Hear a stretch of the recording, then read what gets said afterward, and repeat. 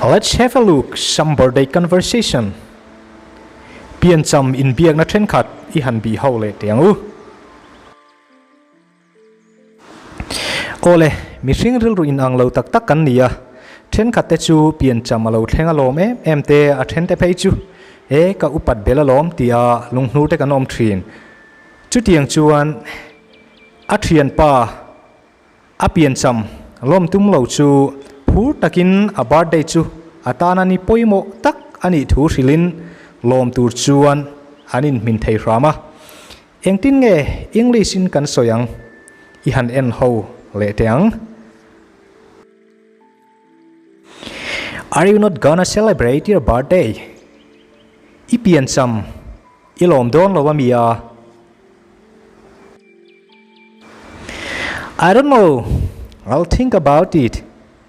Ka shelo le kalangai tuang. It's a special day for you. Definitely you have to celebrate. Itana ni big ania ilom ngai turani. I feel very lazy nowadays. Tunlai chu ka that chelu tuka. It doesn't make sense. Don't worry. I'll take care of it. Chu tiang omzi omlo lungai ma ta che kalau buai pui don nia. Actually, I don't feel like celebrating my birthday cause you know I'm getting older. Diktak chuan mo ka upasot dona ka birthday hilompo ka chak lo. That's a part of joke, right? If yam thu vel mai tiro. No, I'm dead serious. Ai, katitak takalom. You have to stop thinking in that way. God give you a good chance to celebrate your special day. Khatiang zong khan ngai tua to su. Pathian in itana ni bi ka hun thatak apek chahi. I've never thought of that way. Thanks for opening my eyes. Tiang zong chuan kalau ngai tu ngai lo. Min mu fia ti ra wangin kalau me.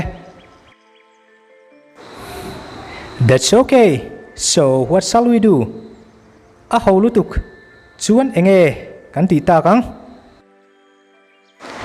We shall invite all of our friends to come over here.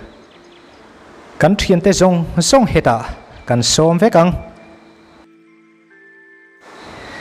That exactly I was expecting for. So let me also ask my friends to come over here. Khachi khalom kalau bai sei ran chu. Chuan ka thian te po kan som ve nge. If you want, you can also invite your girlfriend. Idu chuan he bial nu po isom theyang. What about you? Are you not going to invite Lyra? Nang po Lyra isom don lo mi. You know very well I'm nothing without Lyra. So I'm gonna give her a call right away. Lyra tel lovin kaum thelo ti riat chian em kha. Keipo kan call halange. So what are we preparing for dinner?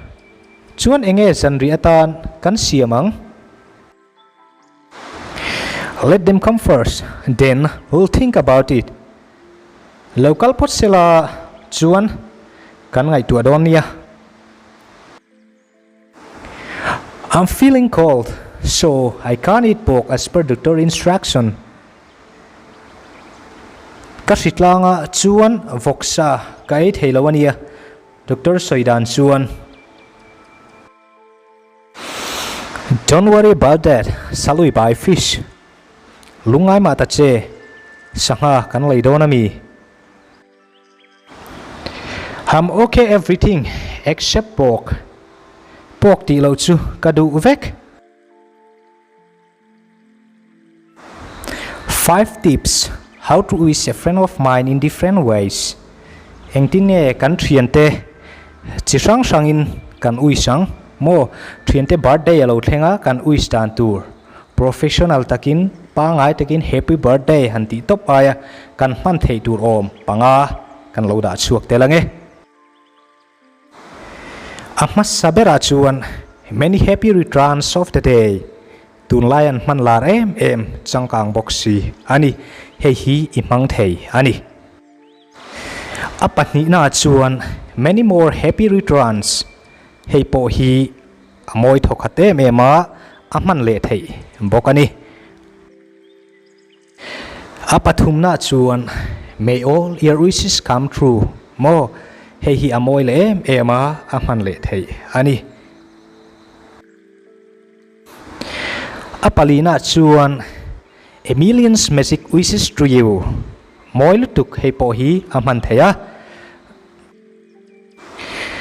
apangana chuan blow the candle and make a wish hei hi aman le thei ani heng 5 tips in wish na tura thian tha temo happy birthday hanin ti top tura chinga hemi video bi ka karon da thei chu ani heng lo po dang tam tak moi deu a omani khang te po kha aman thei vek ani tuna chuan panga te chi kha karon da lang ani chu